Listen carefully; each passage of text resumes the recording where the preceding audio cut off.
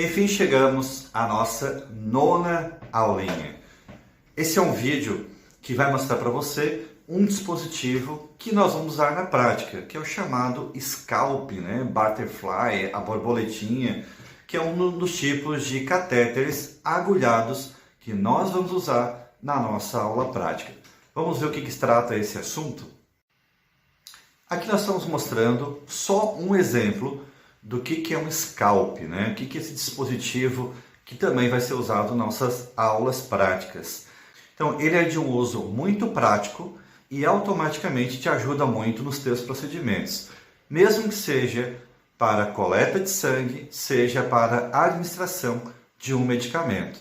Então, é um dispositivo que nos ajuda muito, principalmente pela facilidade de uso desse equipamento. Aqui ele está mostrando um desenho e as suas particularidades.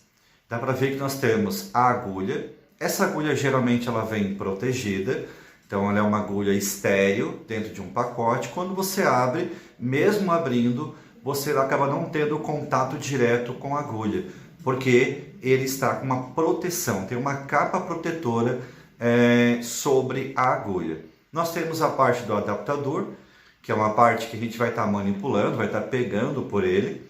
Por isso chamado de butterfly, borboleta, porque ele tem uma haste, que é uma asa, no qual uma das técnicas você vai estar utilizando na sua destreza manual, pegando pela asinha, Pela asinha da borboleta, da butterfly, do nosso scalp, tá ok? Então, aquela parte ali que fica nas laterais, eu posso estar pegando por ali para na hora de realizar a prática endovenosa, tá certo? Então, ajuda muito. Tem profissionais que vai acabar pegando pelo adaptador. Depois nós temos o extensor ou o tubo, e na ponta um outro adaptador, no qual você vai conseguir conectar nesse dispositivo um equipo de soro ou até mesmo um polifix ou extensor, tá certo? Ou até mesmo uma torneirinha, se caso for a necessidade, São dispositivos extras que a gente precisa na hora de realizar uma punção endovenosa e também realizar a fluidoterapia.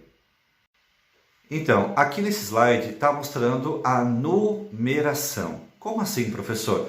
Quando você vai escolher realizar um acesso venoso, geralmente o scalp a gente usa nas mãos, Na região dorsal das mãos, por ser mais fácil o procedimento e porque essas veias das mãos acabam sendo mais curtas, não tem um grande comprimento que de repente seria necessário usar um abocate, tá bom? Não que eu não possa utilizar um abocate nas mãos, mas o scalp ele é mais prático e mais usual. Essa numeração, ela traz o calibre. Então, eu tenho o número 19, que é de um paciente adulto, até o 27. Esse tipo de dispositivo, ele acaba sendo em números ímpares. Então, eu tenho 19, o 21, o 23, o 25 e o 27. O 27 é usado muito em neonatologia. Então, você começa a perceber que quanto menor vai ser o número, maior vai ser o calibre. Quanto maior o número, menor o calibre, tá? Isso serve de uma forma geral para identificação desses tipos de catéter. Então eu posso ter o 19, que tem uma agulha bastante, tem uma espessura muito grande, pode machucar muitas vezes, ele tem um volume considerável. Depois nós temos a 21 e a 23. Essas três numerações são comuns em pacientes adultos. Já a 25 é para crianças, pediatria, e a 27 para neonatologia. Professor, eu posso usar um de outro? Sim, tá? Eu sempre falo que, por mais que exista uma indicação desta numeração, eu só vou usar em pediatria 25. Não, eu posso usar o 23 se é uma criança maior, se é uma criança que tem uma boa vascularização, se é uma criança que possivelmente vai ficar internada caso esteja numa emergência, ou num pronto atendimento. Então, nada impede de você avaliar o acesso venoso e você escolher qual catéter você vai estar usando.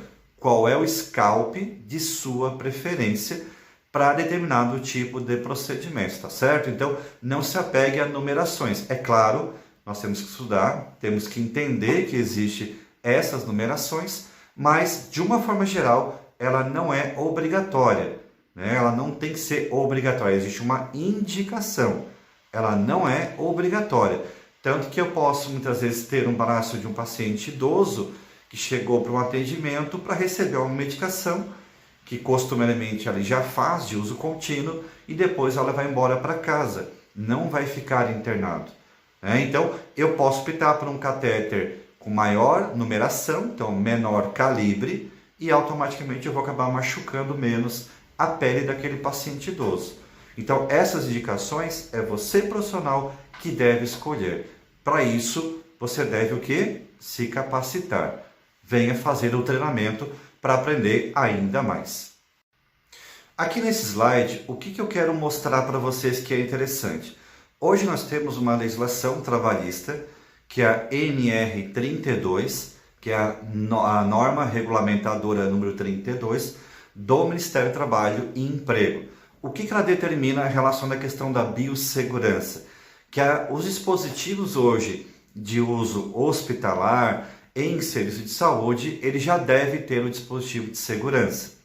Então, o que ele quer dizer com isso? Que é um dispositivo que, após a sua utilização, você vai conseguir proteger a região da agulha. Então, automaticamente você tem um risco menor de cortar, né? Então, de perfuração, de corte, de você se machucar durante o procedimento. Essa é a regra básica.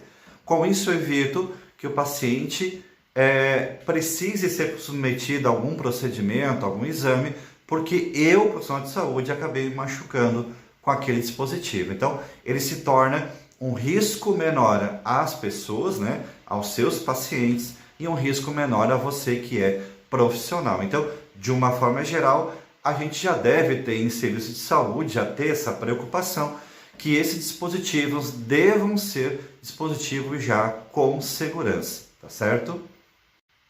Aqui no caso, nós estamos vendo o quê?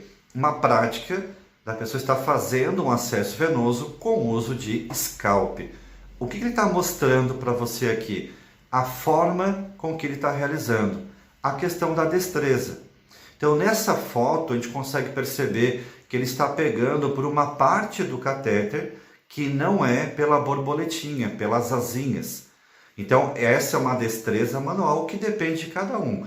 Como eu falei para vocês, a gente vai ensinar na prática aquilo que não pode ser feito, mas a forma de realizar é você, aluno, é você, profissional, que tem que saber a sua melhor forma de você realizar o procedimento. Então, a gente não é cópia de ninguém, tá? A gente tem que seguir os protocolos, seguir os manuais ao procedimento, mas a forma de fazer, isso é humano. Então, nenhum POP, nenhum procedimento operacional padrão vai te fazer um robô. Ele simplesmente vai te dar um norte daquilo que você tem que fazer. Mas a forma de fazer é pessoal sua. É só você que sabe fazer. Por isso que você é especial. Aqui está mostrando um exemplo de como utilizar o scalp. Estão vendo que legal, né? Eu posso usar scalp para um acesso venoso, mas também existe o scalp para coleta de sangue. Então, isso também facilita o uso desse equipamento, que é extremamente versátil. Então, ele pode ser usado de várias maneiras diferentes, né? A diferença é que, para um acesso venoso, eu preciso ter o cuidado que na sua extensão, né, o seu tubo, a parte transparente do tubo, ele precisa estar preenchido. Porque se eu vou fazer uma fluidoterapia, eu tenho que preencher, né, toda a parte do equipo, já tem que estar conectado o equipo ao scalp para tirar o ar. Porque senão depois eu não tenho como fazer isso novamente. Então eu vou lá, funciono, deixei ar no sistema. O que eu vou fazer? Eu vou voltar o ar para cima para preencher e acabar ocupando o espaço do equipo. Eu não posso fazer isso. E não posso colocar, né, abrir a infusão do equipo, abrir o sorinho, para ele começar a gotejar no paciente. Por quê? Porque existe ali um espaço dentro do scalp que ficou ar. Isso eu não posso fazer. Então, essa é uma dica importante. Tá? Na punção, com scalp, quando se vai fazer fluidoterapia, ele precisa estar totalmente preenchido, tá certo? Então, preste atenção nessa dica de ouro, que seria, na verdade, um curso de fluidoterapia. Nosso curso é voltado a práticas endovenosas. Aqui é só uma forma da gente exemplificar aquilo que eu falei anteriormente. Essa foto já mostra outra forma de se fazer a punção com scalp. Você vai ver que a destreza manual depende de cada pessoa. Eu, professor Fernando, gosto de pegar pela asinha. Tem pessoas que gostam de dobrar a asinha e pegar de uma forma diferente. A outro slide que a gente viu anteriormente, a pessoa estava pegando o profissional pela parte do próprio scalp, né? Então a pessoa pode estar segurando pelo corpo do scalp e aí realizado o procedimento. Então cada ser humano tem a sua forma, a sua destreza manual. Preste atenção nisso. Nesse slide é o que eu gostaria que você vivenciasse na prática. Isso é o legal, né? Você nas práticas, no dia marcado, você vai realizar e vai ver que quando você conseguir um acesso, quando você transfixar uma veia, apenas de um lado, né? Você conseguir pegar uma veia, né? Você conseguir puncionar uma veia, você vê como é prazeroso sentir o sangue refluindo no catéter. Isso também vai acontecer no dia a dia. Então, como a pressão maior está dentro do vaso do que dentro do catéter, automaticamente o sangue começa a refluir para dentro do scalp. E aí você tem certeza que você conseguiu pegar o acesso e está dentro da veia do paciente. Então isso é muito prazeroso. Como é bom a gente, profissional de saúde, chegar no procedimento e conseguir visualizar, ver na prática o sucesso que você vai ter. E aí finalizamos essa nossa videoaula. Esse é o nosso 9º encontro. E de novo, né? Se você está gostando, ajude o canal. Compartilhe, curta, recomende isso para outro colega. E assim chegamos a mais uma videoaula, né? Ao final de mais um período do curso de práticas endovenosas. E eu te faço o convite para você também assistir os próximos vídeos até a gente finalizar esse curso totalmente. E te aguardo também, com certeza, para o dia da prática.